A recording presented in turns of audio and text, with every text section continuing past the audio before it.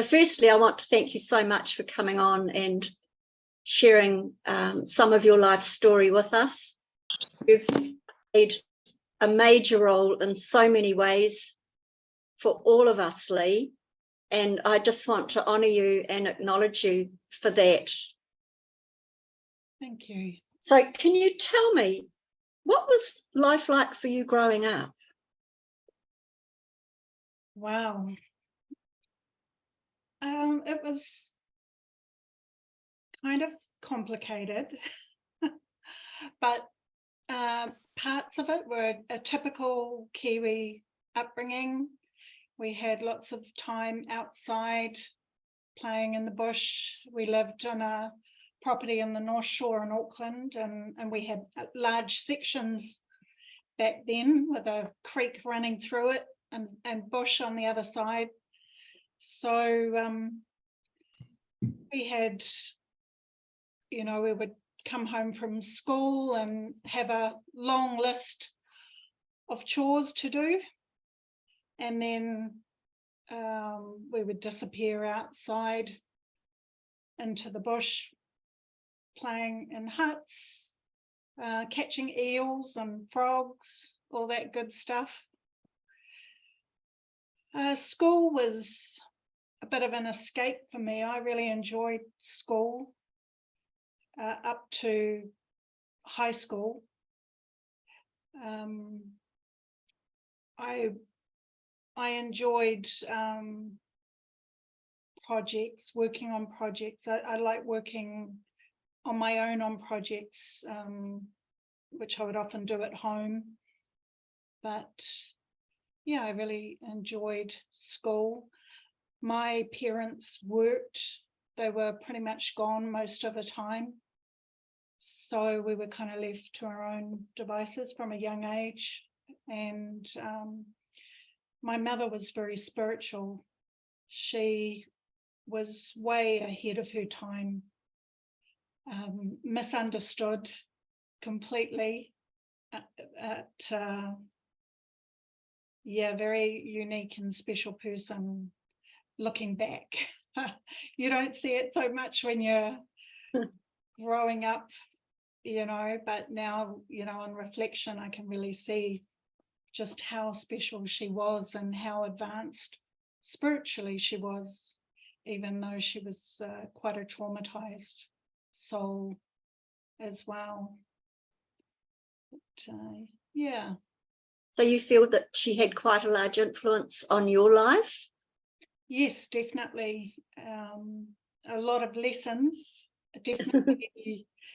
We had some very rough years, which, yeah, again, looking back, I can see the lessons in those and the value in what she taught me unintentionally.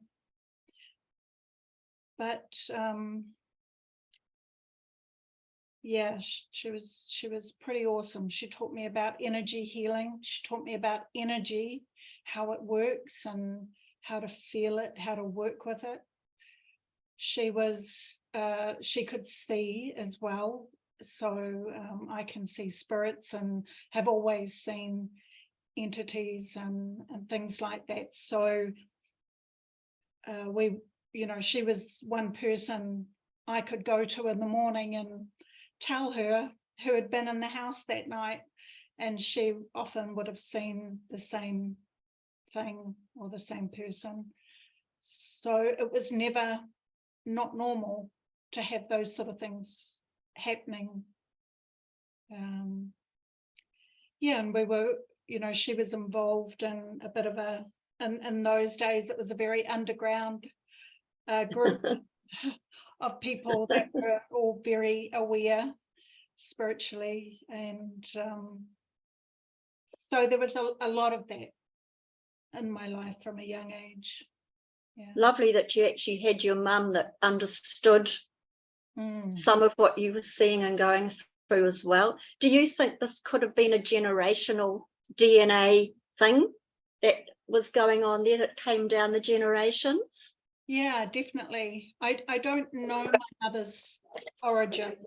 There was you know, I've done some ancestral research, and with my father's side, I can go back to early 1400s. Wow. But my mother's side stops at her mother. And I know there's some stories there that people don't want to talk about. I tend to believe that it's because her family were gypsies. I do believe that strongly, and possibly the English side of it didn't want to acknowledge that. Yes, And so totally. no one wanted to talk about it. No. Yeah. Well, I have a bit of gypsy in me too, Leigh, darling.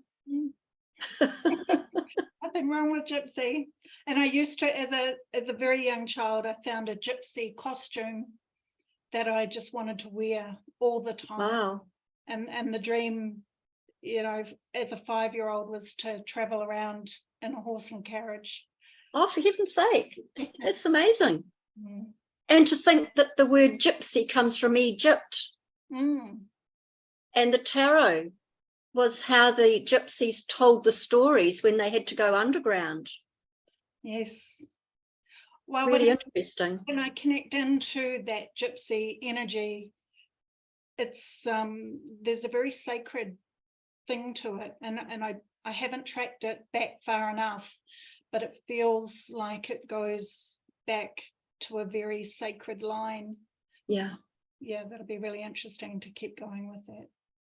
It's really interestingly, when I was in Marseille 2011, it was the celebration to the gypsies and what they called the gypsy queen, who was Sarah or Tamar, who was meant to be the child of Christ and the Magdalene. And they had a church there dedicated to her, and it was taken over by gypsies on that particular occasion, which I thought was quite interesting. Wow, yeah. So can you maybe talk about what stands out in your mind growing up, and at what age did you start walking the inner path? I kind of feel that's probably been with you all the time, but just as at what age did you kind of maybe consciously start choosing to do that? Probably when I was about 7, or possibly even before. My father, you know, says that he was always worried about me as a kid because I would always come out with very bizarre things, which he didn't really understand at the time. But I remember being quite motivated as a 7-year-old because of what was happening in the world, and being aware that just not being able to understand why people couldn't understand that all we needed was love. and that all the fighting that was going on in the world at that time was pointless and crazy, and it could be resolved so easily. And there was quite a shift at that point. And it was also a time when there were more beings that started showing up in my world, a lot of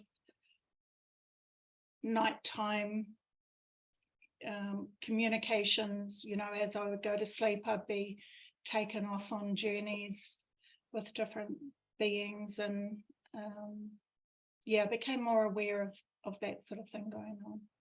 I think 7's a pivotal age, isn't it? Yes. Really, yeah. For a lot of people. I just saw a little spirit whisk past you, actually. Really? like smoke. I don't know if anyone else saw that. Just whisked over your face. Would you like to talk a little bit about some of these beings you were seeing? Do you know where they came from, or what they were imparting that you would like to share? Well, the first one I was always aware of was my grandfather, but I wasn't aware that it was my grandfather at the time. It was just this older gentleman who would sit with me every night. I was quite traumatized as a child because I was very much aware of where I had come from, and born into, there was still so many memories of where I had come from and who I was, that it wasn't matching the 3D reality.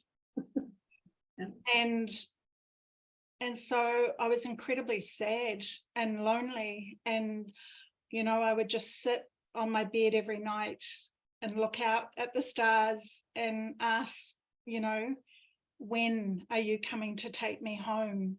I just wanted to go home so badly. And I would, you know, repeatedly question my mother to tell me who my real parents were. It couldn't possibly be them because the love that I felt from them was not comparable in any way to the love that I knew was a true, you know, a true, pure love, the love that I was used to. There's just such a vast difference. So this gentleman who was, I later found out to be my grandfather, would just sit with me at night time, and he would talk to me. I don't even know what he was talking about. It was more of a comfort thing. There was also a 7-foot being, and he was always there from when I was a itty bitty baby, and he would hold me and just comfort me.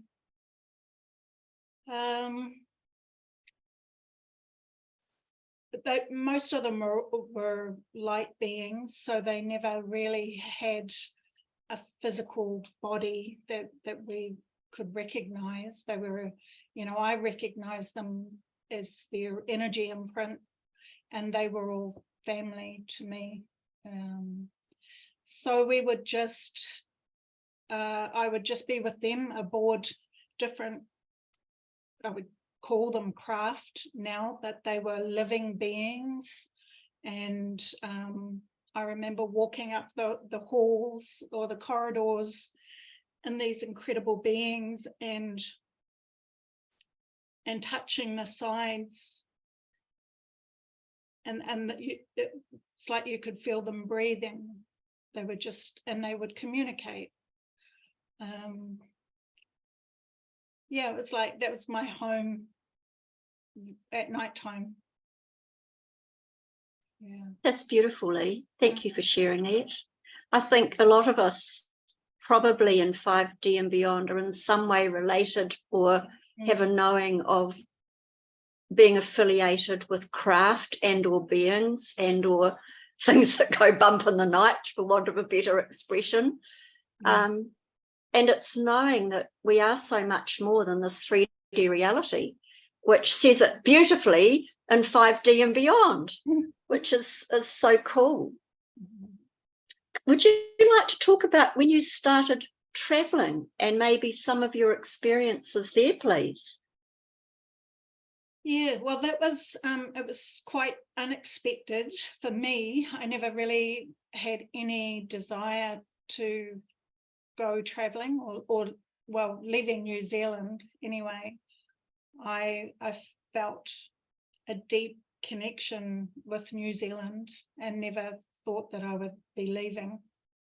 And but I had that sense, it just started with this inner feeling that, oh, I think I'm going somewhere.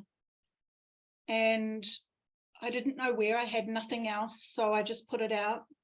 Okay, well, you know, if I'm meant to be going somewhere, bring it on. And very, very quickly, the picture developed and information came to me that, you know, that I would be going overseas. And the only inkling I had was I was going to America. So I booked a ticket to LA. I had no money, no ticket, no passport or anything when, you know, this information came, and I knew that I had to go. So again, I just put it out and said, okay, well, I've dedicated my life to the spiritual path, and if that's what I need to do, make it happen, because I don't know how to at this point. And within a week, everything just happened, and I had money, just enough to get there, to get my plane ticket, and I was on my way to LA. So I arrived there and just thought, okay, well, I need to wait for the next clue, because I still had no idea exactly what I was supposed to be doing there. So I spent a week in LA on Venice Beach, and I just found that so fascinating. It was a massive culture shock, but fascinating. I loved it. Anyway, I wandered around LA and just being present in the moment, knowing that, you know, I would get the next message, the next step.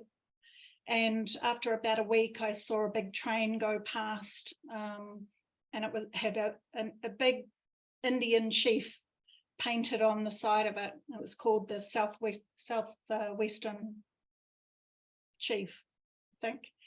And I thought, okay, well, that's significant. I need to get on that train. So I booked a ticket and left the following day. And it was an overnight train for the first night. It went right across America. And I woke up at about 5 o'clock in the morning and saw this incredible landscape out the window. The sun was just coming up, and the landscape was like it was covered in pyramids. It was just spectacular. So I thought, oh, I'm going to get off at the next stop, which was Flagstaff.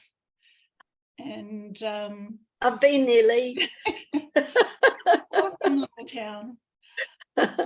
So I got off there and then spent a week there waiting for the next sign. And for several days, people kept saying to me, you've got to go to the Hopi Reservation. You need to go out there. And so, not having transport, and there is no transport out to Hopi land, I eventually decided I'd hitchhike, which everybody said, don't hitchhike. Whatever you do, don't hitchhike. You know, you're going to be picked up by a Navajo. They're going to hit you on the head and rob you and, you know, leave you in the middle of the desert. And anyway, it was a Navajo that gave me a ride, and I was sitting on the back of the truck, and the nicest person out, and they, you know, they were asking me where I was going, and I said, I have no idea. I'm just going out to Hopi land. And they said, well, you need to go and see Titus. I'm driving right past his property. I'll drop you off. So we arrived at this in the middle of the desert, and it was just such a surreal feeling pulling up there, because we'd been through an hour and a half of just dry desert, and then we came to Titus's land, which was about 50 acres of corn, a cornfield that was over 6 foot high, bright green corn. Which wow, what a contrast. It was so bizarre.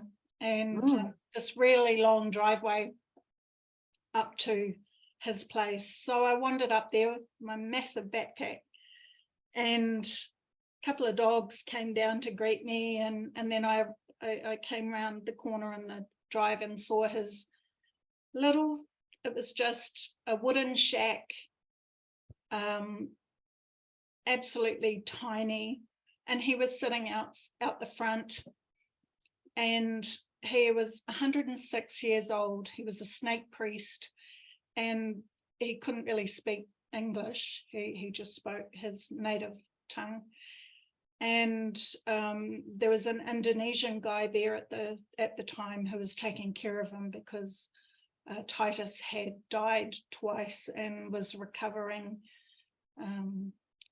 So his health wasn't that great. But anyway, he welcomed me in, and I just kind of pitched my tent up and worked there every day in the cornfields, learnt, the process of planting and how they do things, the prayer involved, that sort of thing. The first night was really interesting. After I put my tent up and we'd had a meal, I went back to my tent and was, preparing to go to sleep.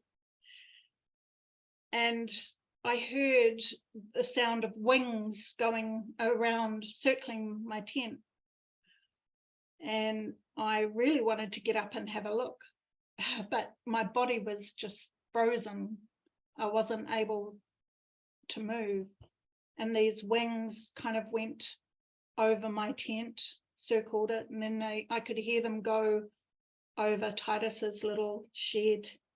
And then they came back, went over my tent again, and then flew off. And then as they flew off, I could hear drumming. And I thought, oh, Titus must be out drumming. And then that kind of faded off. And then it just opened up into this vision of the complete history of the Hopi. And then I kind of fell asleep watching this movie going on.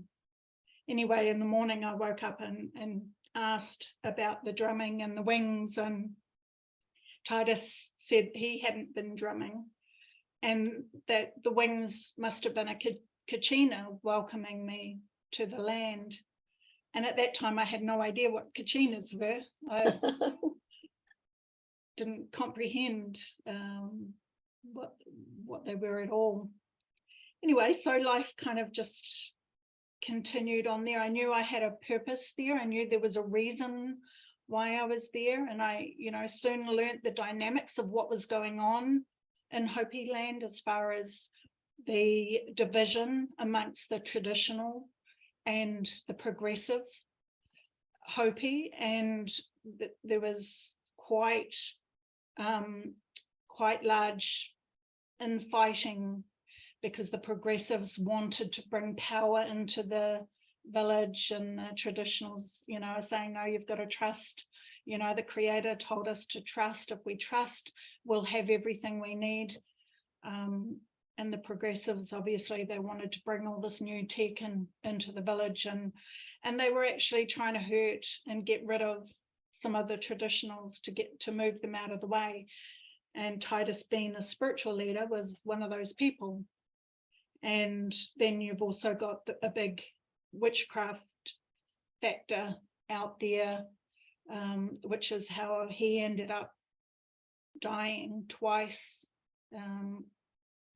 failed attempts on his life, because he is such a valued spiritual person.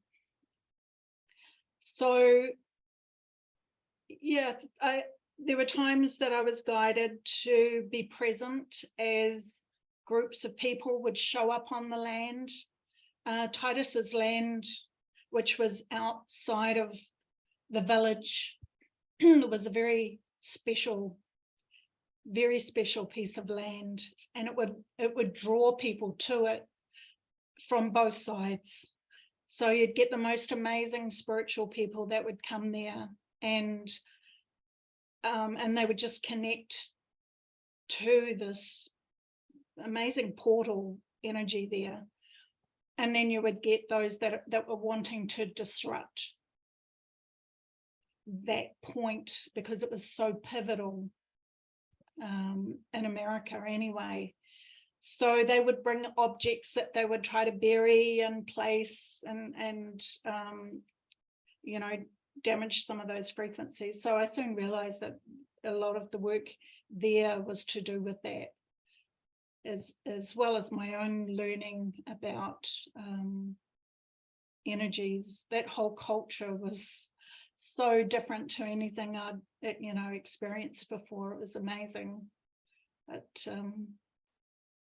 It's fascinatingly, absolutely fascinating. And knowing that from a Western society point of view, a lot of the realities and the ways of working with the matrix energies have been so shut off, coming down the genealogies, that it's just not funny. A lot would not understand that some of these things could be happening. But from the inner point of view, we know these are very real, and can be worked with if you know how. And it's always been the fight of the light over the dark in whichever aspect we're looking at. And for a lot of us, we are remembering that which was lost. And those that are awake, that have come from other places to this time and place to help to be the change. That's right. So what happened to you next after being there with Titus on the land and learning more about how things work, and I guess honing your skills? Did you take part in any ceremonies yourself or have any initiations, that type of thing there? No, I never. I don't think they would have allowed it anyway. They were, pretty closed. You could go and watch, and I certainly went to a lot of ceremonies that they had there. But I've never been the sort of person that idolizes or follows, and I never went, that the whole trip there wasn't about me. And so I never had a desire to even learn about their culture. I was just there for whatever purpose I was there for. And the process, Titus's family took me in, and I became part of their life, which was amazing. So I got to see and learn a lot of it, and they shared a lot of information with me about it. But it's not like I went there with lots of questions about their secrets and knowledge and wisdom. So 3 months after I arrived there, I had to leave, and because my visa ran out.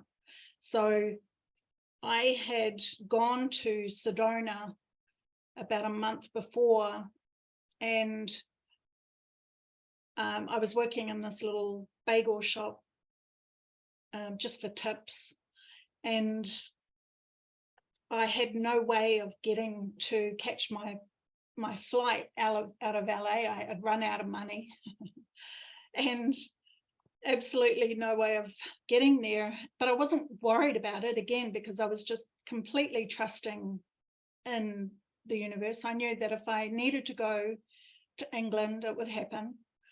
And anyway, a woman came in to the little shop that I was working in, and she said, I heard you needed to get to LA to catch your plane.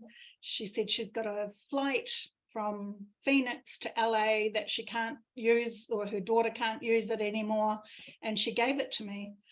And the bagel owners were driving down to Phoenix that morning, which coincided with the flight, which coincided with my flight out of the country. It was just incredible to witness the way that happened.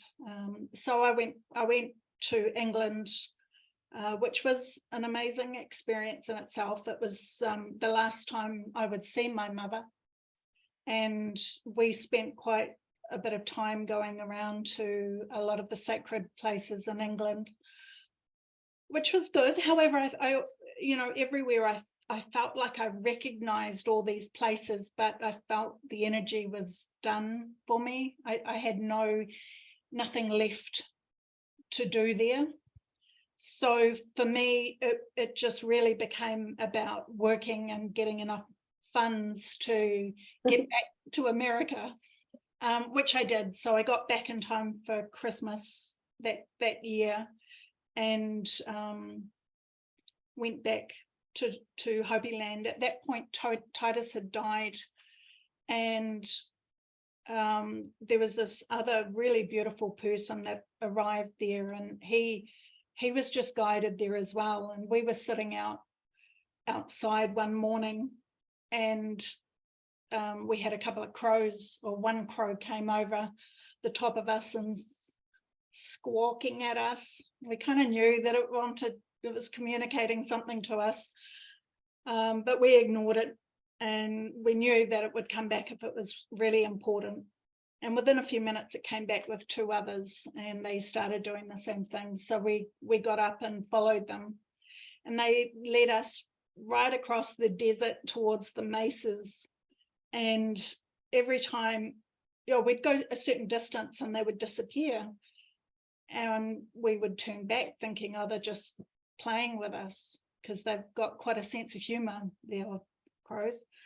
And every time we turned around to come back, they'd appear again and keep us going. So we arrived at the mesa, and we're doing mountain climbing with bare feet, and eventually, hours later, we came across some petroglyphs. Wow. And they were amazing. Had no idea what they meant, but we knew that we needed to go back to the elders and let them know about it. So they came out and had a look, and all they told us was that it was incredibly sacred. They'd never seen them before, but they were to do with some ancient information from the creator.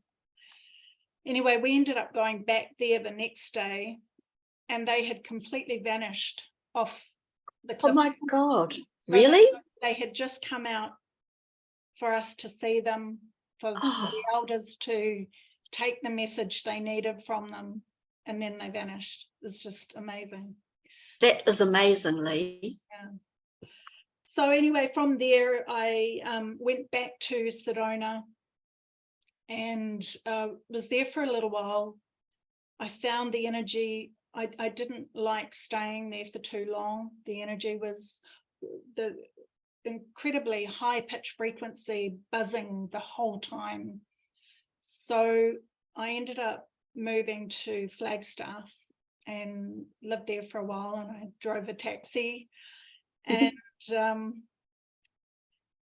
then a wolf turned up in my life, which was just an incredible experience. And at the same time, I was being guided to do energy work down around the Sedona area. There were areas there that were really badly abused and manipulated. Yes. And Boynton Canyon. Did you ever do any work in Boynton Canyon? yes, yeah. Good on you. There were 7 places around Sedona. The first time I had made a friend, and she was aware of energies and that sort of thing. We decided that we would do this work together. And the first one, we met the night before and talked about it, where we were going to go, where we felt drawn to go. And when we headed off there the next morning, we were stopped energetically. There were non-human entities in the way, preventing us from going. So we decided that we're going to have to do it in the spur of the moment. We were just going to have to trust on the day that we were going to go. We would never talk about it. We would just go. And so that's what we did for the rest of the journeys. And we found that every time we arrived in the place that we needed to be, there was always a deer, and that deer would walk us into these areas that we needed to go. And then generally all we needed to do was be present. We were just anchors for the energy. And then we had the most incredible experiences, just visually. Some of the things that we saw was just like watching a movie. It felt like we were in a sci-fi movie. It was just so bizarre. And then at a certain point, we could feel the energy shift, and whatever had needed to happen happened, and we were free to go. So sometimes we were gifted with a detour on our way home, which would take us to very beautiful sacred spaces that hadn't been disrupted, because, you know, a lot of those places had been robbed and, you know, trashed and that sort of thing. But we were taken to some that I don't know if anyone had seen them before, because they were all still fully intact. It was amazing. And of course, because of the nature of the work we were doing, we had a lot of opposition. We were constantly followed, tracked by big black helicopters that had non-human entities in them. I mean, they would just disappear in front of us after they'd, you know, threatened us. It was just all intimidation. They would shoot at us. They would, you know, put bizarre looking people on the sides of the roads where we were going. And then the last place we went to, we knew there was an underground base there, and we felt like we really needed to go in there to do the work that we needed to do. So, and we were pretty sure we wouldn't come back from that. So we did go back into town, and we let some friends know where we were going the following day. Anyway, when we went back out there the following morning, that whole area in the middle of the desert had been fenced off overnight. It was just the most bizarre thing. And there were, of course, military men in black, big guns, standing there telling us, you know, you need to turn around and go the other way. So we never got to go in there physically, but we did get to do a lot of work in that area. And so Leigh, if I could stop you there momentarily. So for all of this to be happening, when you're doing the inner journey and you're doing sacred healings and clearings, were you being tracked, do you think, in 4D by the opposition, if I may call it that, to see what you'd be doing? Yeah, absolutely. And they would have appearing in front of you different beings, or these black helicopters that would then just disappear. Yeah, we could feel them tracking us. There's a certain frequency that they put out when they're connecting into you, when they're tracking you. And so we were very aware of that. So sometimes we would create an alternate scenario. we would put out that we were going to a completely different area, and try to distract them. And sometimes it worked. Sometimes it wasn't until when we finished the work, then they showed up. Did you ever get physically threatened at all? I mean, you said that you were being shot at. Would they have been real bullets? Yes, enough to move the hair on my head. Wow. Yeah, definitely. Very brave lady. I'd commend you and your friend for doing the work that you've done. But for someone to overnight put a fence up around an area, so you couldn't go in there. This is really out of the 3D paradigm, isn't it? Yeah, absolutely. Showing that there's so much more.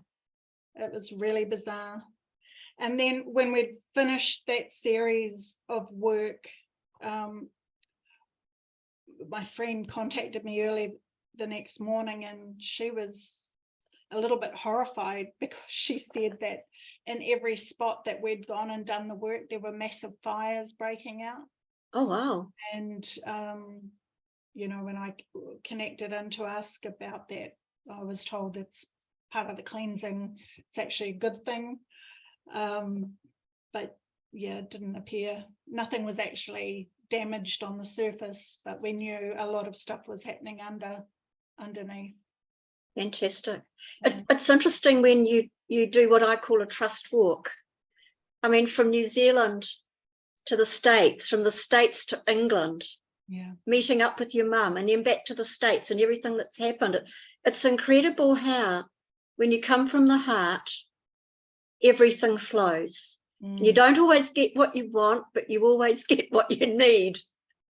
And it's such an amazing journey when you walk that walk. It reminds me of the tarot and the fool, the fool and the tarot, I should say, where he's got the knapsack on his back. He's almost about to step off a cliff, but it's blind faith. It's the trust that everything is going to work out when you come from the heart. Could you please tell us about this wolf that you met? What was happening with that?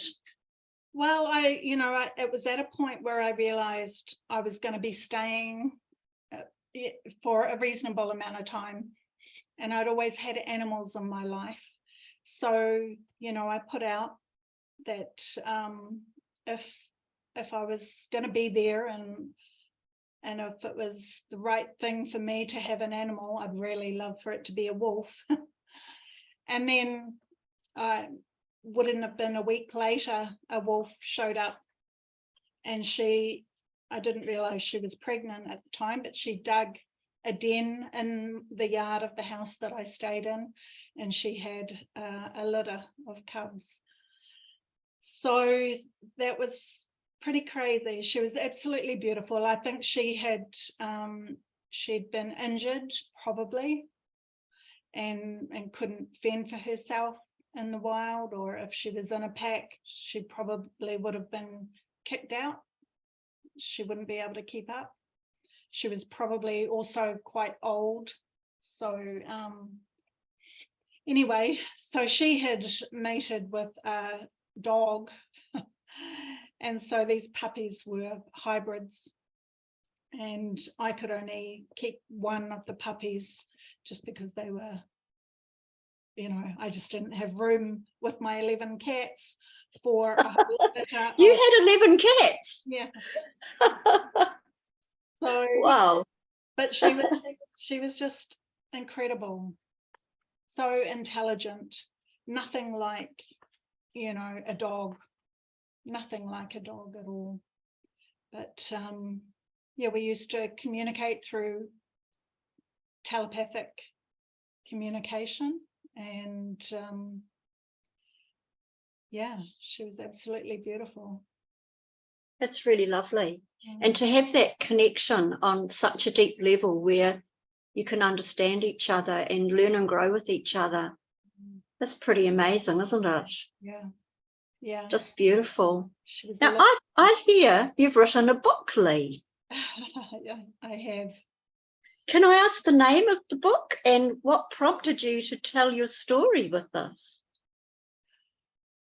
Well, it's called The Woman Who Walks the Earth, and it was actually a name given to me by a very dear friend. She's a Maori healer, and so when I came back to New Zealand, I was drawn to go to Te Merenga, and I did some energy work down there, and she gifted me this beautiful greenstone, Punamo, and the name that she was given for me.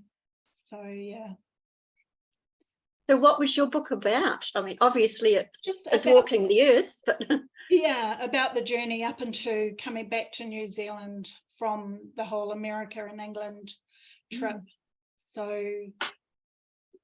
yeah, there's a couple more chapters I need to add because I came back to New Zealand and then I was guided to go to Canada, where I did some energy work as well, and then I came back to New Zealand and then was led to Brazil, and that was a whole other interesting journey. So again, each one was just completely guided, and it's like I had to come back to New Zealand to ground and recenter, realign, and then go out again, because each mission was completely different energetically.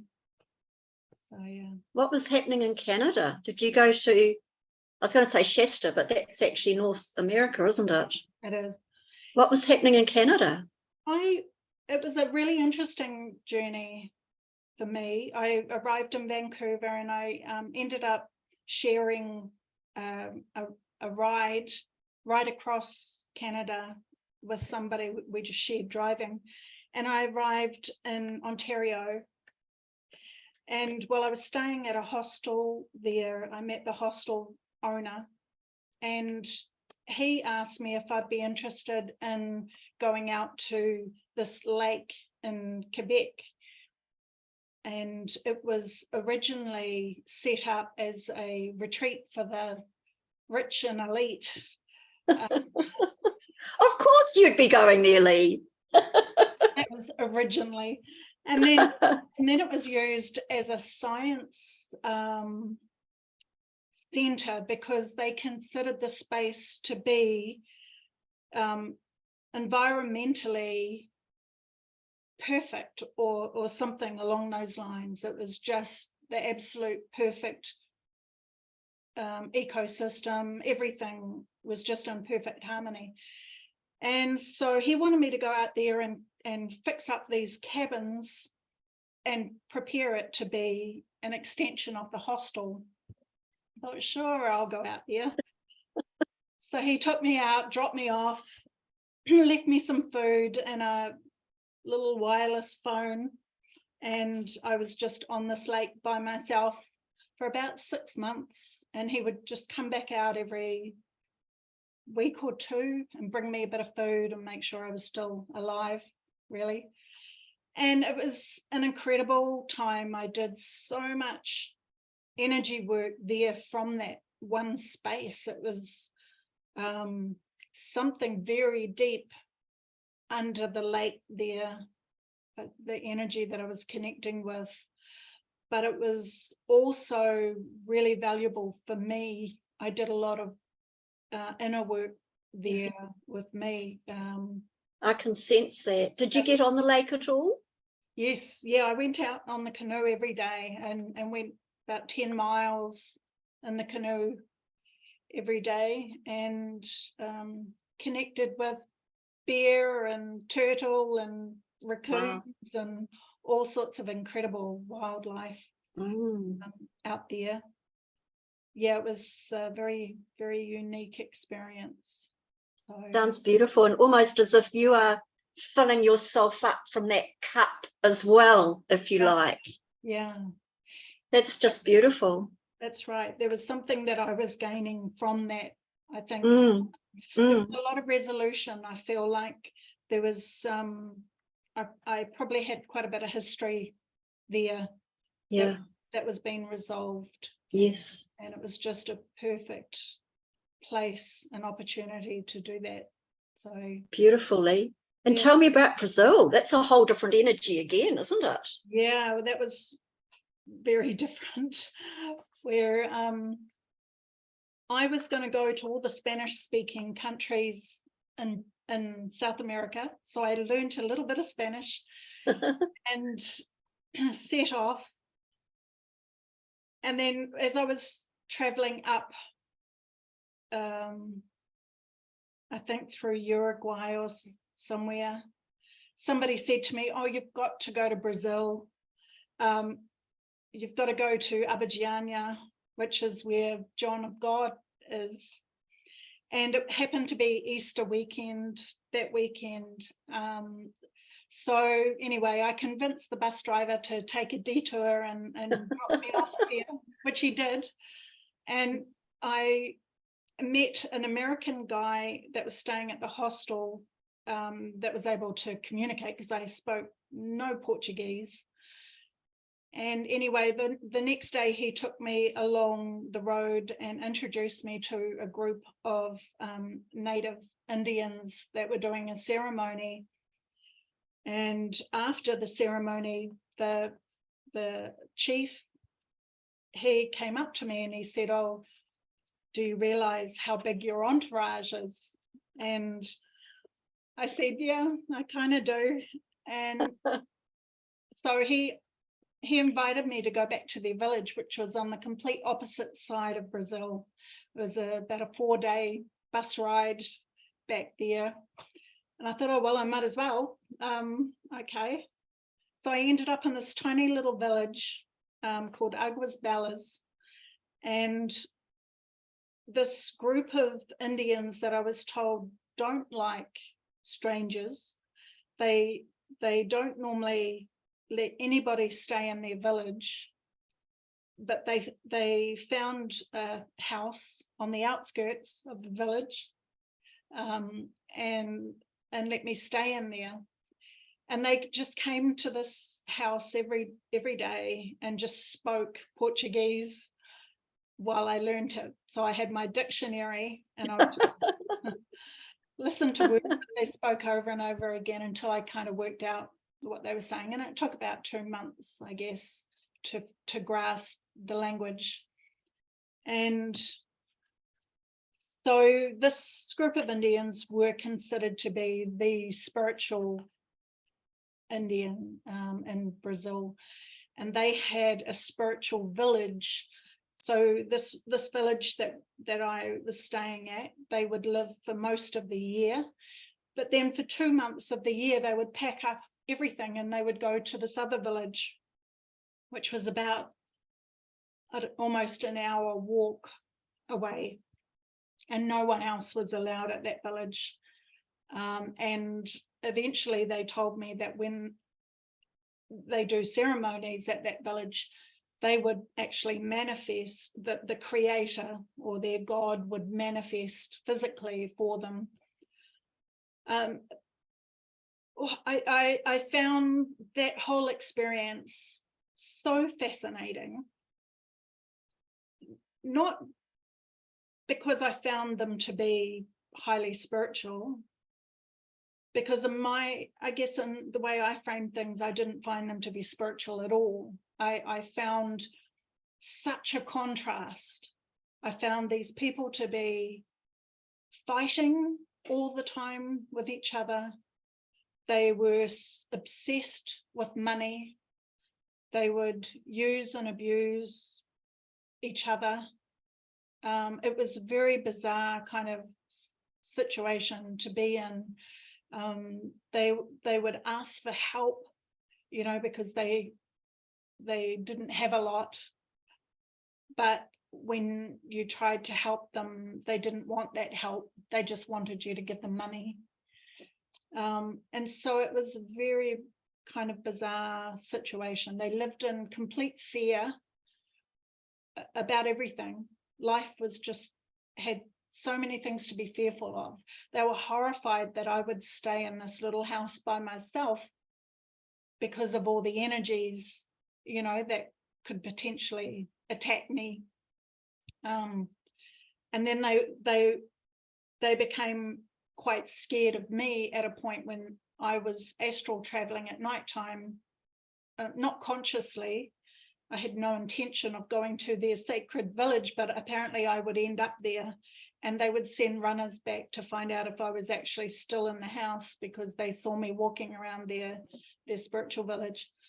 But anyway, after about 6 months, it was just, okay, I've done what I needed to do there. They were, it was very dry. They had no rain. They were saying that they couldn't grow anything because there was no rain. And I was getting information that the rain was coming. And, I told them that I'm being told there's rain coming next month. And it ended up being a huge amount of rain that came through there. And after that point, I just felt, okay, it's my time to go. So I went back across the country and thought, oh, okay, now I can go back onto my Spanish speaking journey. And I got as far as Bolivia before the police stopped me and said that the Brazilian police hadn't done my documents properly, so I had to go back to Brazil. So because I'd been out of Brazil for a couple of days, I had to go into yellow fever quarantine for a month or 2 weeks, I think they give you, but you could go into the jungle during that time. So I decided, okay, well, if I'm stuck there, I might as well go for a tour, take a tour into the jungle. So a tour guide. That's an interesting quarantine, Leigh. So a tour guide took me into the jungle and they call it a pusada, which is like it's a farm. It's kind of a hostel and on a farm. And then the guide disappeared and he didn't come back for about a month. And so I just kind of lived at this farm and took tours into the jungle, went piranha fishing and... You what? Pardon? Piranha fishing. Really? They're Good Lord. Do they get eaten? Yeah, they're quite a tasty fish. Good heavens. That's a revelation. Knowing what piranha can do. Yeah. Wow. After a month, I thought, okay, well, my quarantine's over. The tour guide came back. He'd been partying somewhere and finally decided, maybe he just remembered. Anyway, he took me back into the local town where then I could catch my train back to Bolivia.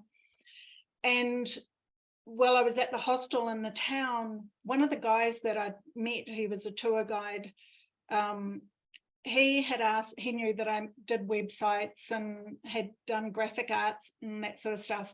He asked me if he could take me around the town, get a whole bunch of photos so that I could make a website for him. I said, sure. So as we were riding around the town on his motorcycle, we had an accident and I opened up my leg and couldn't walk for about 3 months. Wow. So I was laid up in a hospital, in a hostel in the little town Kurumba. And anyway, then this guy shows up and says he heard about me. He was in the middle of the jungle. He'd heard about me and he wanted to come and meet me. And he convinced me to go with him into the jungle. He said, look, I'll take care of you. You know, it's pointless staying here in this hostel here. And so we went into the jungle. I spent that time that I couldn't walk learning about all the wildlife, and which I just found so fascinating. It's such a beautiful environment. In this particular area, the Pantanal, it flooded for 6 months out of the year. So everything changed every 6 months. So all the water animals would show up for 6 months. And then when the water receded, there'd be a whole lot of different animals and birds and creatures. It was just incredible. So at the point that I could start walking again, I got a job as a hotel manager at one of the places this guy was tour guiding at. And at this point we were in a relationship. We ended up getting married. I trained as a tour guide, so I started taking tourists into the jungle and you know, looking for animals, piranha fishing, alligator. What more could a girl ask for? Yeah. Catching alligators and snakes and all that good stuff. Whoa. And then I got pregnant. We'd been married for about a year or so. And and this was something all my life I had thought, this is not on my path. Children in this lifetime wasn't going to be on my path. But 2 weeks after the event, I was sitting by the river just by myself, and I could feel fireworks going off in the universe. It was like there was a celebration, and in that moment I knew for sure that I was pregnant. And then I could feel a contract being signed, and from that very moment I could feel my daughter. I knew it was a girl, and all the local elders, ended up saying, oh, it's a boy, and they'd want to bet alcohol on it. But about 3 months in, I woke up one morning and she just told me her name. She just stated it. This is my name. It's who I am. Okay. But yeah, it was a fascinating journey. I had an experience, beautiful experience with a jaguar where, and this was a bit of a pattern that I'd created on my birthday for a number of years. And it happened in America before I left as well. The day before my birthday, I put a request out for an interaction with a wild animal. And yeah, that was just a almost face-to-face experience with a jaguar that never forget that. And you obviously know the connection with the jaguar and with America. With America, no. Yeah, but the jaguar is a main influence, particularly with South Americans. You'll see the jaguar everywhere, particularly with the Aztecs, the Maya. They talk about the jaguar a lot, and the jaguar energy, and the histories going back. It's like the eagle and the snake. Right. The same effect there as the jaguar has. Yeah, that's really interesting, Leigh. Incredible animal. Yeah. Wow. So conversations with your animals and their spirits and how they can affect our reality. Would you like to talk a little about that, please? Wow, they certainly interact. If you listen, I had lots of communications with different wild animals, lots of eagle interaction in New Mexico, up in the mountains up there. There was I would often work outside and communicate with the golden eagles, and they would, whenever I would ask them to come close, they would come and sit on a pole right next to where I was working and just observe and communicate.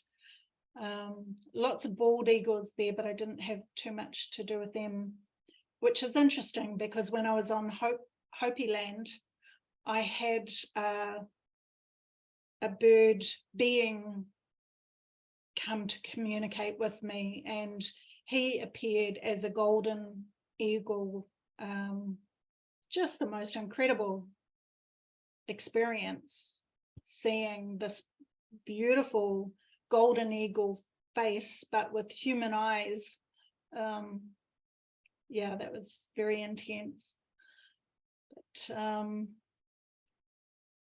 there was so much wildlife around there, the bear. And each of the interactions that I had with them was in moments that it was just complete love and surrender. In all of those occasions, all I wanted to do was go up and give them a big hug. They were just so beautiful. But we had moments of looking into each other's eyes, and it seemed to be held for such a long time, but I know, it was probably only a few seconds, and so much exchange of energy and information. And then, you could feel the end of the interaction, and the animal's head would drop and they would just walk off peacefully. Yeah. That is such a connection, isn't it? And I think that's a place where a lot of us are heading to more and more and more. It's this reconnection with the natural world, which is so important. And, like you hear the saying, a little bird told me, or different beings, with that connection and learning to understand the language or tune into the language of what's being said or picking up the thought or the feeling is so, so beautiful. And crows were definitely a communicator. Yeah. In America, when I was there, they would always come and tell me when someone was turning up at my house. They would warn me of certain people. So all of a sudden they'd show up and they would communicate that message, and I'd know. Yeah. It's beautiful. When did you decide to take on the mantle of coordinator for a large organisation, and what was your motivation to do so? I had just moved up to Kerikeri from Tauranga, and I'd probably just been 6 months in the new place, maybe. And I had joined the organization, I don't know, maybe a year prior, but had no communication from them, so I kind of forgot about it. And then I received an email one day saying that they were looking for a coordinator. And then on the same day, I got an email from my father saying, oh, that's got your name all up right over it. And which is kind of what I thought when I'd read the email. So it was just one of those things that happens where there's no conscious thought that went into it. There was no analyzing it, thinking about it. It was just like, oh, yeah, that's the next step. And there was not any doubt, when I sent in an application for the role that wouldn't happen. I just knew that. So often these things happen, and for me as the observer, I can observe it happening, but having no participation in it, and my mind might be going, oh my God, what are you doing? But it happens automatically. So yeah.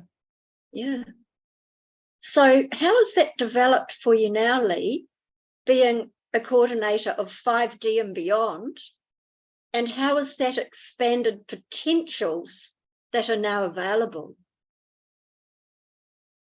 Well, I think it gave, it was a good stepping stone, and certainly connected me with amazing people. So now moving into something different that's more open, freer, has a higher vision, that's exciting. And just allowing it, with that intention, allowing it to get there, allowing it to grow there and manifest in that way. To me, that's exciting. I think it's very exciting. I know for myself, it's been amazing to think of the expansion that can happen within this format. Yeah. And I'm very privileged to be a part of it and to be interviewing Leigh. How amazing is this, everybody? It's just so cool because your story is such a beautiful one, Leigh, and you come from such a space of the heart. I see it written all over you, and I see you so connected with nature, like you wouldn't believe. It's there. Your connection with the animals, your connection with the land, your connection with spirit, your connection with the creator. You're just an amazing package, if I could use that term. And I just think we're all so blessed to have you in this format, in this way, with these presentations, and all that you're putting together and all that everyone is subscribing to. It's just so beautiful because it is expansion and it is growth and it is learning and it is being more connected to all it is, which is what we're all about. Yeah. Do you work in the healing field at the moment, Leigh? I do, yes. Yeah, I mean, I haven't really stopped since I was about 15, really. Mainly, it's just word of mouth now, people that I work on generally, and it's not any particular method. Again, I'm just an instrument for the energy, so it comes down to people's intention. If they come to me for a particular reason, then I just ask that for that process to happen for them if it's applicable. And just facilitating healings. So I normally connect into their energy field, and sometimes I'm given information. If they need to know something, then I'm given information that may help them. If not, then it's just an energy thing that happens. That's beautiful. So it's all tailor-made for the person in the moment, really, isn't it? Totally. Which is great because that's open-ended. Yeah. It's not a closed system where it has to be this way. Yeah. It's very open to what's happening in the energy of that moment in the now time. Yeah, exactly. It's where the magic happens anyway, isn't it? Yes, totally. Can you talk about, please, the importance of protection? Why it's important, and some of the ways we can protect ourselves when we do the inner work, meditation, prayer, or before we go to sleep? Yeah, so protection's really necessary to a certain point. One, you know, on your spiritual development, you will reach an awareness that you are a spark of the Creator. You are this incredibly powerful being, and just your presence is enough to create that protection. It is its own protection. But until we reach that point, you know, we really need to make sure that we do protect our energy fields. So whenever we are taking our consciousness outside of our body, which is meditation, dream state, any of those situations, we can open ourselves up for psychic spiritual attack, and which is even more, you know, important now, because as the energies have raised, we're more of a target because we hold more energy. So yeah, really, really important to do that. And so many different ways of doing it. You really need to find your own method, what feels right for you, what feels like it is protection for you. So one person may feel a beautiful white light around them will protect them. Other people will need to put up a concrete wall, you know. So creating whatever it is, our intention is the strongest protection we have. So Beautifully said, Leigh. Beautiful.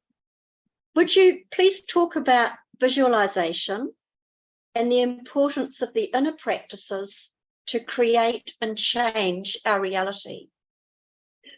yeah, so again, you know, with the inner world, you could say, is the real world. It's when we step into our higher self, that energy body is that place where we create. So if we can step into that state through meditation or relaxation, visualization, and realizing that space is really powerful for us to create whatever it is we want. So visualizing what we want, bringing the emotional aspect with us, with that intention to generate the feeling of that. But also just trusting. When you know that you're here for a reason, you know that you have that you've planned out your path, the ultimate path, and you listen to your intuition in every moment, you can trust that you are on your path, and that everything that you need, or everything that you originally designed for this journey, is going to be there exactly when it needs to be there. We can fully relax and trust that the plan that we created for ourselves is going to happen in perfect timing. So we just need to focus on the moment and being fully aligned to that. Yeah. Beautiful. Love it, love it, love it. How do you see the new earth unfolding from our 3D reality, moving up from our lower level matrix into the higher realms? Do you see everyone ascending in the same way or otherwise?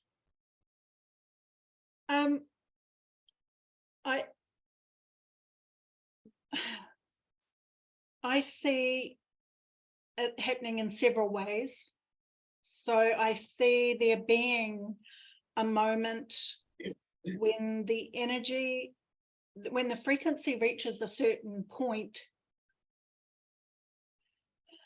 where the 5D can separate from the 3D fully, I see a moment there where there will be an instant awakening for a small portion of people. And then ultimately I see everybody going through that process, but not all at the same time. I think, you know, there's going to be a few more rounds for many on the journey, which is perfectly fine. It's just part of the process. But so I think as the frequency rises, and there'll be, you know, I think Dolores Cannon talks about the different waves, the 3 waves of ascension. I kind of feel like there will be waves of ascension, and I think there will always be a 3D reality of chaos and learning, because that's what it's about, whether it's on this earth or another 3D planet, which I tend to believe. I've certainly had visions of this earth dying and another 3D reality being created. So I think there will always be that 3D opportunity of growth. But then as people are ready to shift their frequency, they will either transition in a flash, or they'll transition through death process, or it may be a slower process. But I think it will be unique to the individual. When you say you see the 3D Earth dying, do you think it's a parallel Earth or a different timelined Earth, or others may be that? I think, I mean, I've seen an image or a vision of this 3D Earth physically dying. It's like, but then I was shown the recreation of another 3D planet, whether it is Earth. It's almost like a sibling of Earth, if that makes any sense. Yes. Yeah. I think there can be several. Well, we know there are several timelines, although they seem to be collapsing.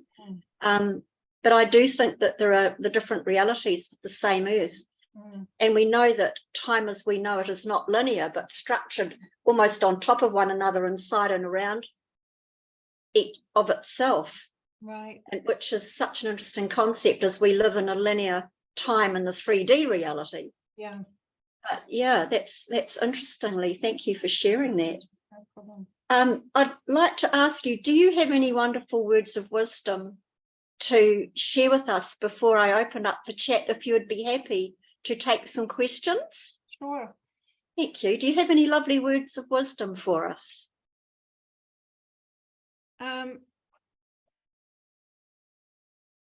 Relax.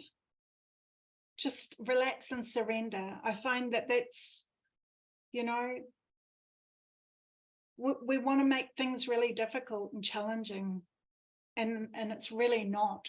If we just relax and surrender and just live in the moment, you know, we have everything we need is there in the moment. That's beautiful, Leigh. Thank you so much. You're welcome. So maybe if there are any questions from any of our beautiful listeners here, pop your hand up, please, and you can ask Leigh a question. I think, Melanie, have you got a hand up there, Melanie? No? Sorry, I think it was my arrow looked like a hand. Ray, hello, Ray. Hello. Would you like to ask your question, please? Yeah, actually, I wrote it as well. Beg your pardon? No, it's okay. I can ask that question. So, Leigh, you have mentioned about your mother. It was from that moment. when you mentioned that she was spiritually far ahead, and you also mentioned the same time that even though she was traumatized, although if it is, if you're okay, maybe you can share something, what sort of that traumatized, being hurt, traumatized, has that affected you? Sometimes when we see being sensitive people, we get easily detached and we easily get like something which we don't want to see, which we get easily like, okay, this is not what I would like to have, something. Was that something affected you? Because during our CC meetings, different timings, you shared few things about you and your relationship with your mother. And that was the time I was always like, oh my God, something similar. So that's what it came. And then another connecting part, you also mentioned a number of times your daughter is a reincarnation of your mom. Mm-hmm. So I was trying to dot her being traumatized, how it affected your inner as a child that time, yourself, pushing you towards not only detachment means attachment to the real thing. So for me, detachment is a positive thing for us being spiritual side people, because we get detached from the 3D things and we get more and more, we try to find answers the other place, and where we get all answers, most of us. So that's detachment for me now. So was there any impact, or was there anything you would like to share something?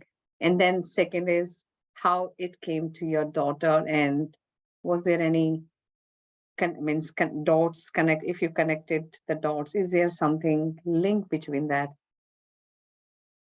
Yeah, I'm still finding little things with my daughter, So my mother was abused by her stepfather when she was little. And, in the day when people didn't acknowledge that sort of thing happening, she was brought back to New Zealand when she was 3 in the middle of the war. And her mother had married her father's best friend.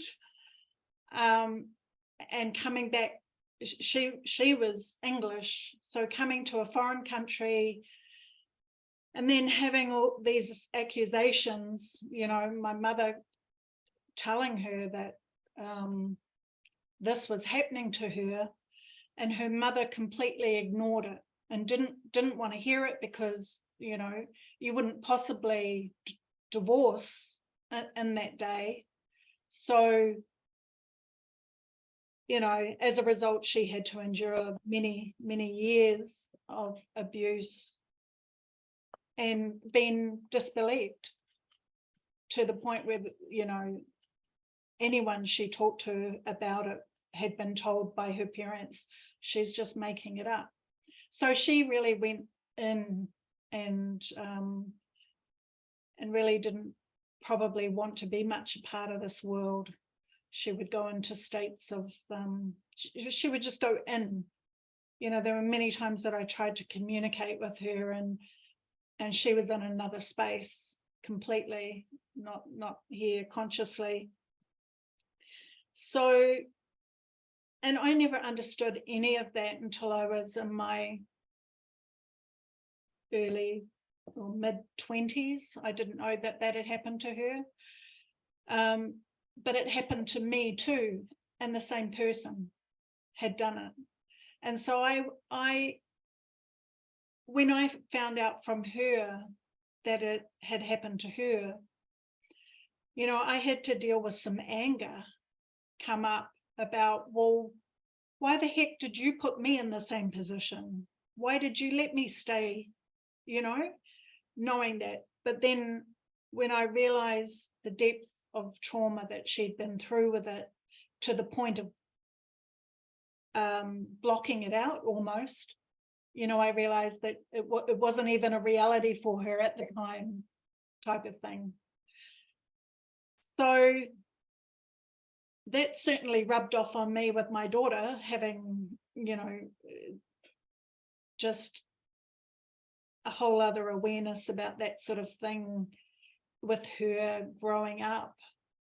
You know, I wanted to make sure that there was no pattern continuing. So while trying not to be overprotective, I certainly was aware of any potential moment of anything like that occurring, that I wasn't going to let happen. I think now is a time that my mother would have really thrived. So I think my daughter is going to find herself, and I think she's going to do incredible things just with what she's carrying. And yeah, I've been working on clearing some of that genetic stuff that's been carried through, and not just from my mother, but, you know, clearly there's stuff with her mother and those ancestors that don't want to talk about where they've come from or who they are, you know, and really, yeah. Thank you, Leigh, and thank you, Ray. That's it's a beautiful thing to have you open up and talk about such personal things, Leigh. I truly appreciate that, and it gives us a deeper perspective, and sometimes for some of us can relate to things that some people here could have experienced as well. So thank you very, very much. Thank you, Ray. Judy, hello, how are you? I'm great, thanks, Judith, or Jude. Oh. I have read your book, Leigh, and I was very blown away by it, and I absolutely loved it. You've travelled places I've travelled in both Canada and America. You worked in America. I worked in Canada, but illegally. Did you work illegally in America? Oh, yes.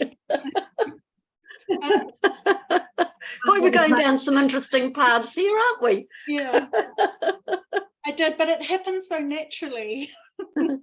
You know, it was one of those things where when I first arrived, you know, I just got this little job in a bagel shop where I wasn't earning an income. I was just making tips, basically.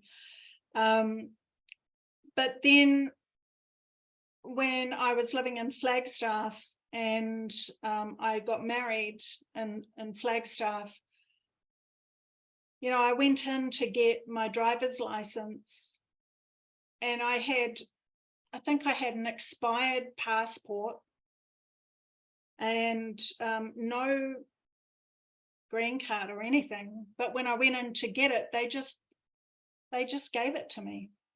So I didn't hold anything back. They just gave it to me. I thought, okay, well, I guess I'm meant to stay. I didn't question it. I just, and it was actually a police car that I did my driver's test in. I love it.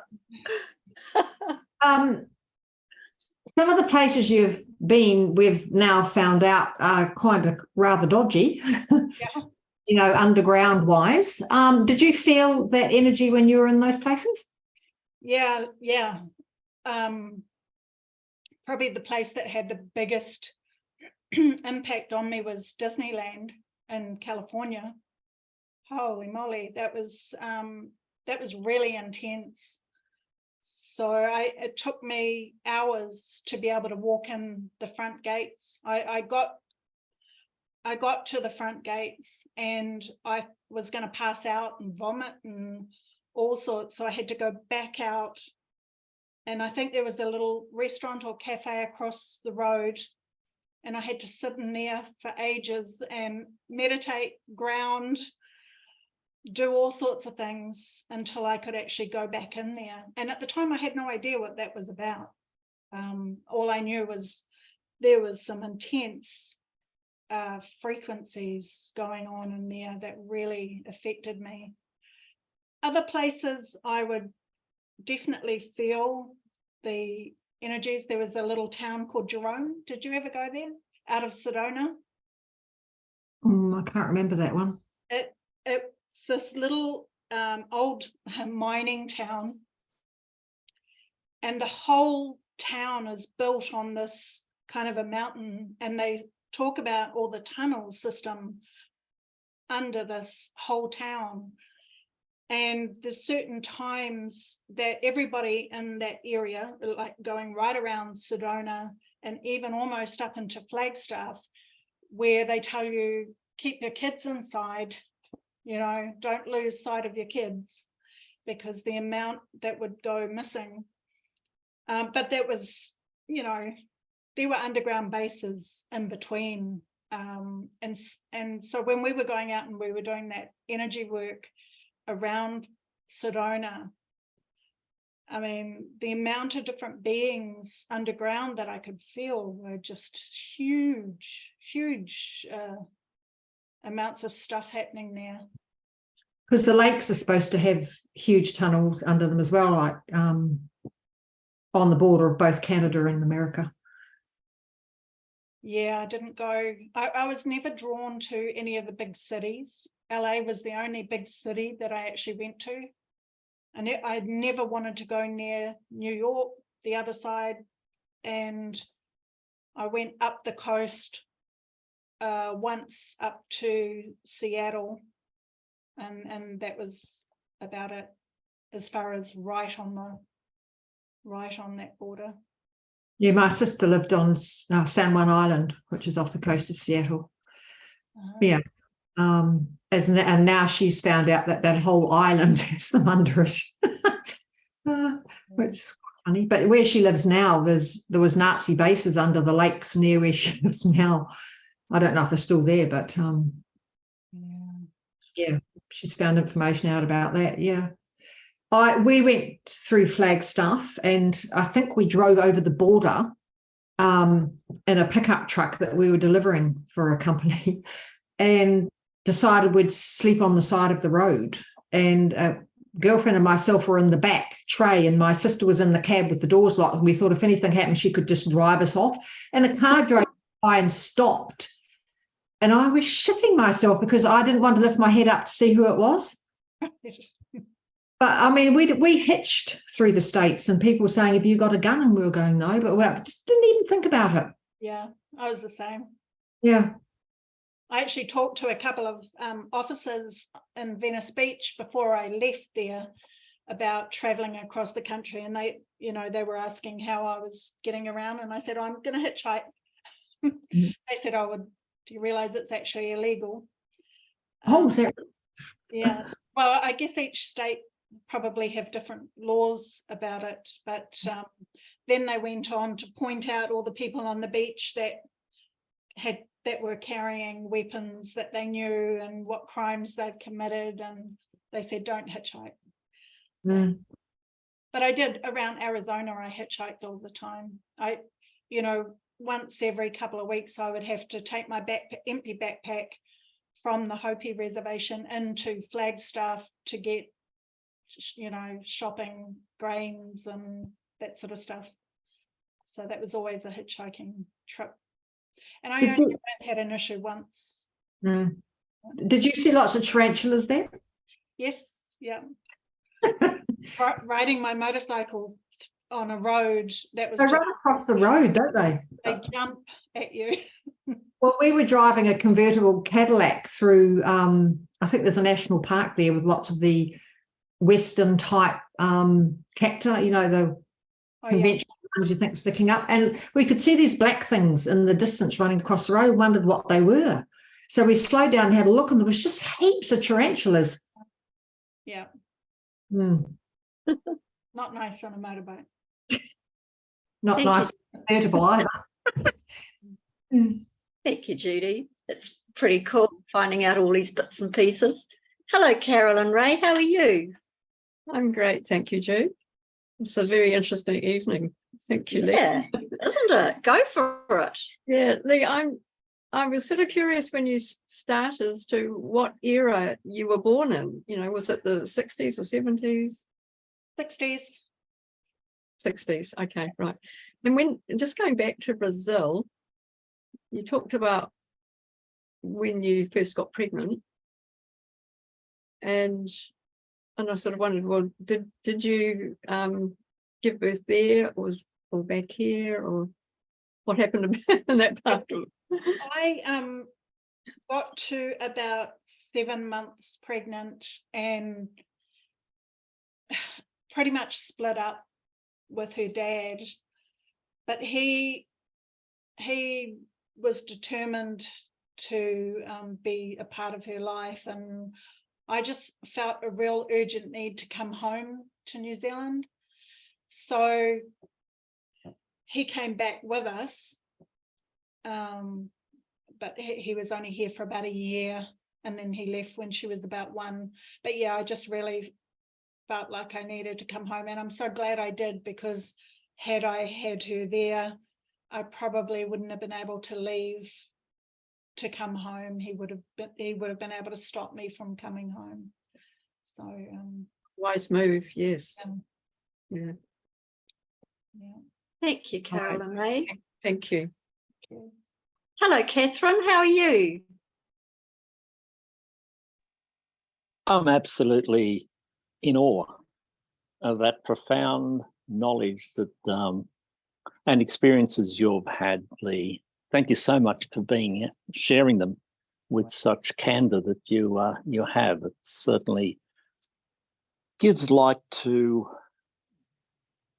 normality in the way you've expressed it, which is nowhere near what this 3D is currently trying to exert upon us.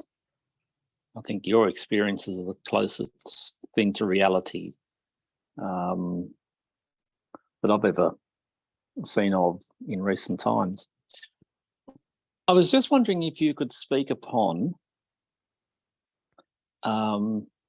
those moments in your pregnancy where you realised things were happening.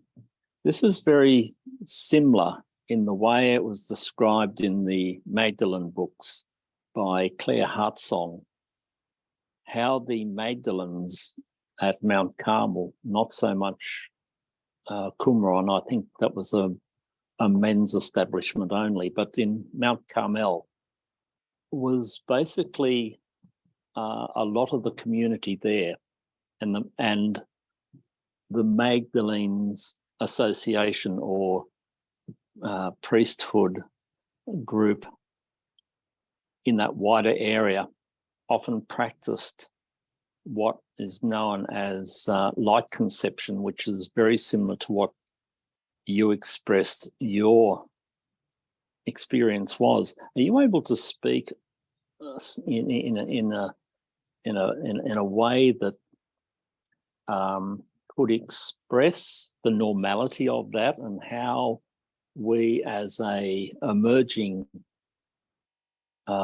society would need to take that process more seriously so as we can have far greater communication with our children both before conception and through that whole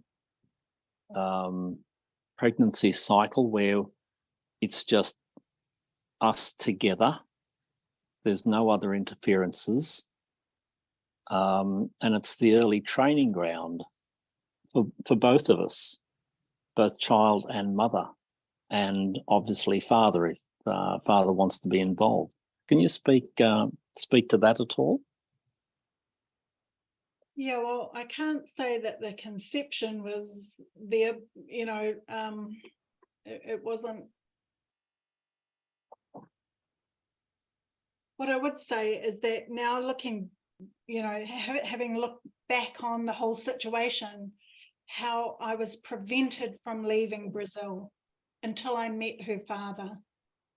I definitely felt like I had been stopped from leaving. What was really interesting prior to meeting her father was I had met this other guy who was a splitting image of him. And he wanted to get married and he wanted to have children, and and it just felt wrong. And so I know that it had to be specific genetics. I knew from the beginning that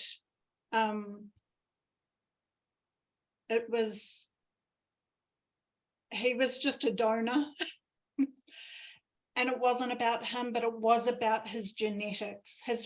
His family had come from Lima, and there had to be this New Zealand Peruvian connection, and that's what it was about. And so, you know, if I had to be knocked off a bike and unable to walk for 3 months, that was going to happen to make that happen. And so I see all of that as divine. And yes, it was bizarre that it even happened, but I know that, you know, in the moment when I felt that contract being signed, I think it's just all about the awareness and being open to it, and allowing that process, you know, to happen. There was no, it wasn't a difficult thing to hear her. She was loud. You know, when she spoke, I heard it. And we would journey together, you know, throughout the pregnancy, and then during the birth, that was a whole other experience where we both nearly died.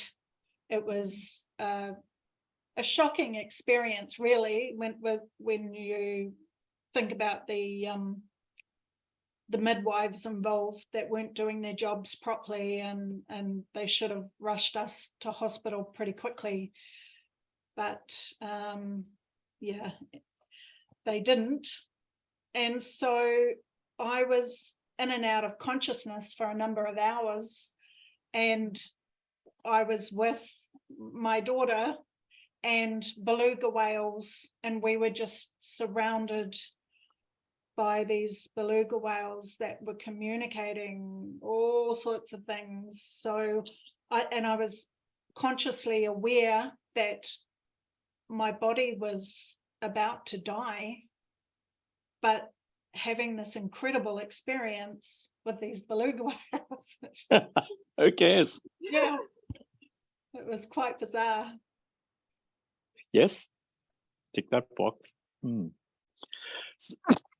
So that sense of the party going on in the outer realms and that first contact, have you found that to be beneficial in your relationship at all? With my daughter? Yes. Yeah, definitely. Perfect. Yeah, Right. there's Right. a much deeper connection, and the fact of the connection with her having been my mother.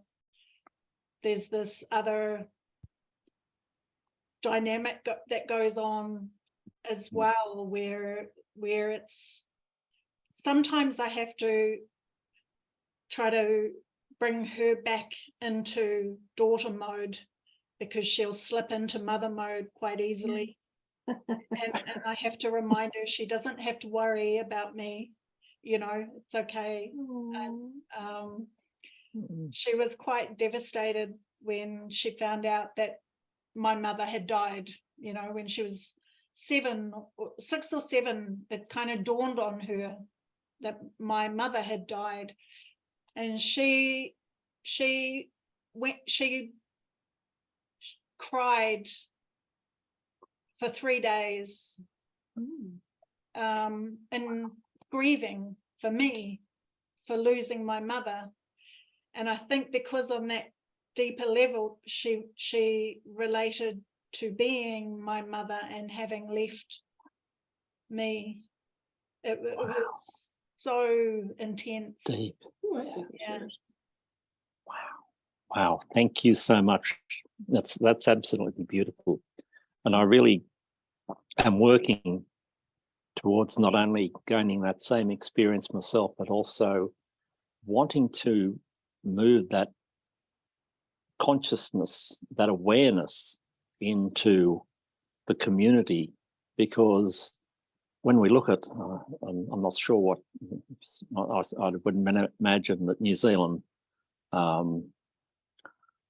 perinatal care is very similar to that of New South Wales, and it's beyond laughable, beyond laughable. This is how you breathe, darling. Excuse me, pardon? It's, I think kindergartens are addressed in a far better sense. And that whole process, you definitely feel as though you're in a sausage factory. You know, step this way on the scales, how you feeling, take this iron, but I don't feel like I need iron. Yes, you need iron.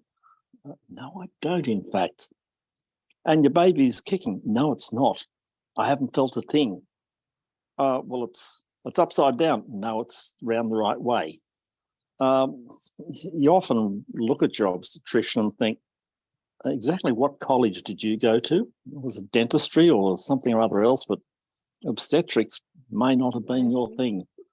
And it really worries you, because you've got this person who signs papers and he's saying, this is how things are happening. Well, I don't know what street it's happening for you, but it's not happening in my street, mate. Sorry. Yeah. Well, I used to communicate with Angelisa all the time. Like, whenever I was told that she's not around the right way, I would just talk to her and she'd spin around.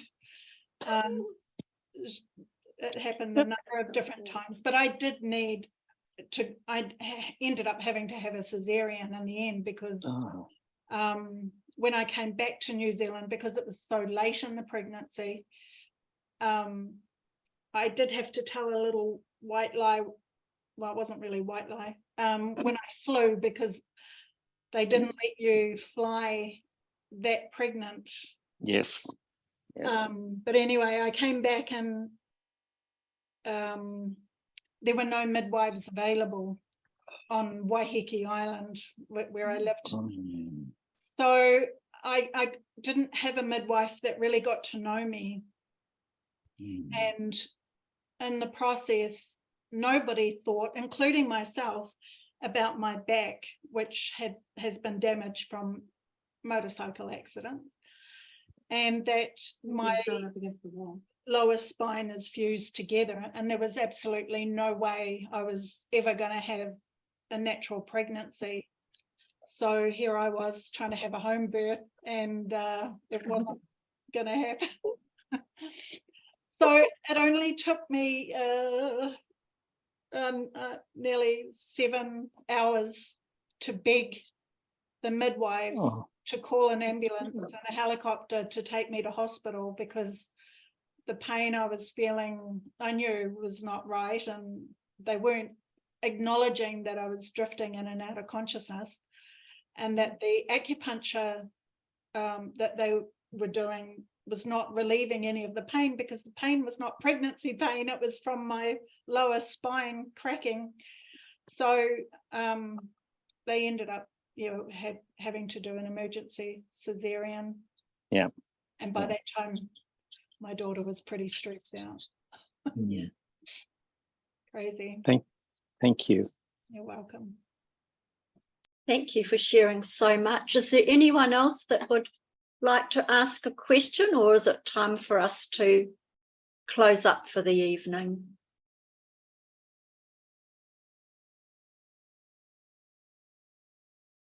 There's a Well, Leigh, question in the chat. I haven't been looking at the chat. I've been so looking at what's been going on. I think I talked about Ray's question. Sonia's, would I like to tell about the incident hitchhiking? That was yeah, just one time when I was on one of those trips from the Hopi Reservation into Flagstaff, where this older guy had picked me up, and we were maybe an hour into the trip, and it had been going fine. And then all of a sudden I felt the energy change, and I could hear, I was being told, well, initially I felt, you know, danger, something is going to go wrong here. And then I heard the words, change the topic, ask him questions about himself, because up until that point he had been asking me a lot of questions. And so I managed to start asking him questions about himself, and all the energy shifted right back, and I felt safe again. So that was a really interesting learning experience. And I'd certainly had, you know, I grew up hitchhiking. I was a bit of a problem child, and I would run away and hitchhike from Auckland up to Russell. There was another time when I would have been 13, 14, I guess, no, 13. And I knew that there was trouble.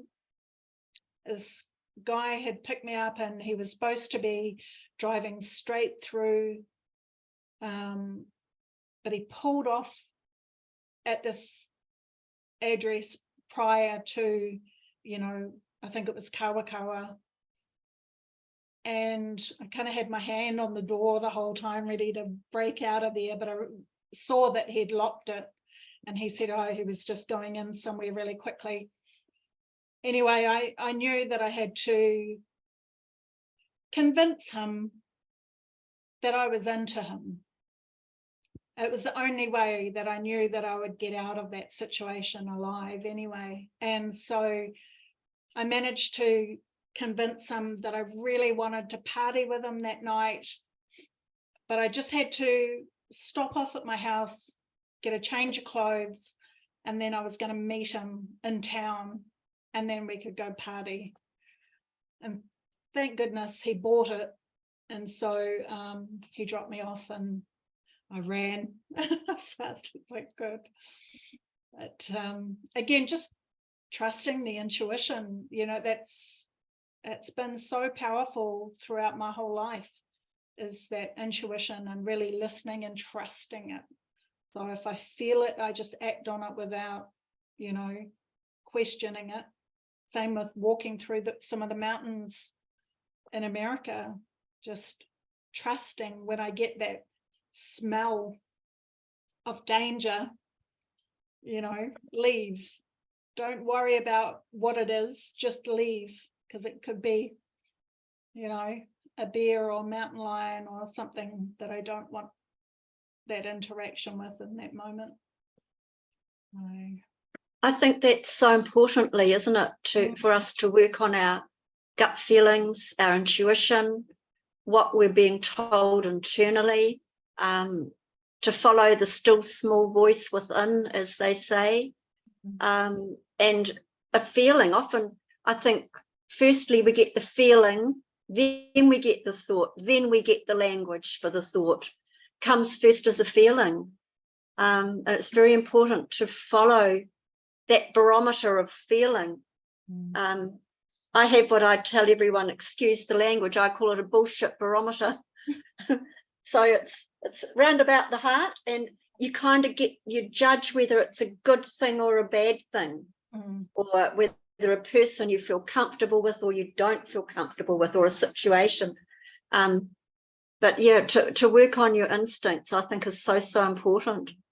Leigh, where is the best, or what is the best way for anyone to get in touch with you if they want to learn more or have a session, or are you open to sharing that at all? Yeah, sure.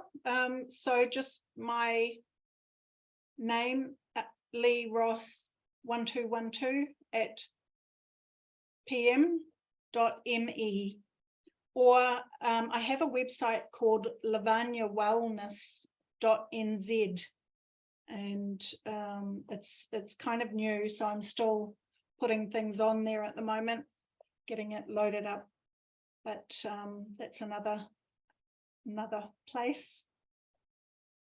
Thank you.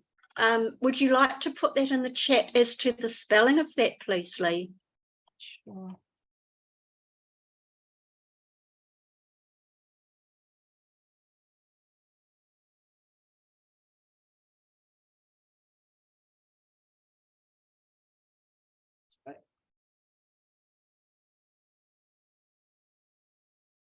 Oh, not NZ, it's net.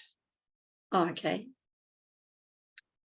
Leigh, I just want to thank you so much for opening your heart,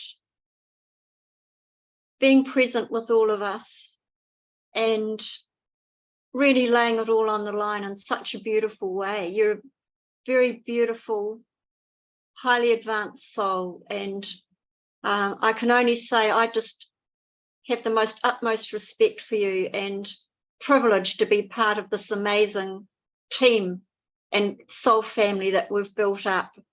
I think you're doing an incredible job and have been for a very long time, not only in the way I've known you, but obviously before, with your life experience and what you're here to do. I can only look forward to how 5D and beyond expands even more than it is now. And it's thanks to you, Leigh, that set all this up, that this is a platform we can all use to achieve that and achieve it together, because there's so much strength in numbers. We're all such an amazing group of people that just want to be the best we can be and share our experiences and come together in love and harmony. So thank you so much for stepping in, and not only stepping in, but stepping out with your truth. Thank you very, very much. Thank you. Wonderful. It was Yeah, I brilliant. look forward to people Thank sharing you, Jude. too, to hearing other people's amazing stories. I know we've got a lot of life experience amongst us. So yeah, I can't wait to hear it all. Thank you, Carol, for your remarkable gift of being able to interview with such succinct questions and flow. It's a beautiful gift that you have. Yeah. Oh, Judy, sorry. Oh, thank you. Thank you, Catherine. Appreciate it. Oh, well, I guess we'll say good night then, until the next time. Thanks so much. Thank you. It's like watch this space for everyone, isn't it? See what magic we can do next time. Blessings, everybody. Thank you. Thank you, Bye. everybody. Thank you, Bye, Leigh. everyone. Thanks.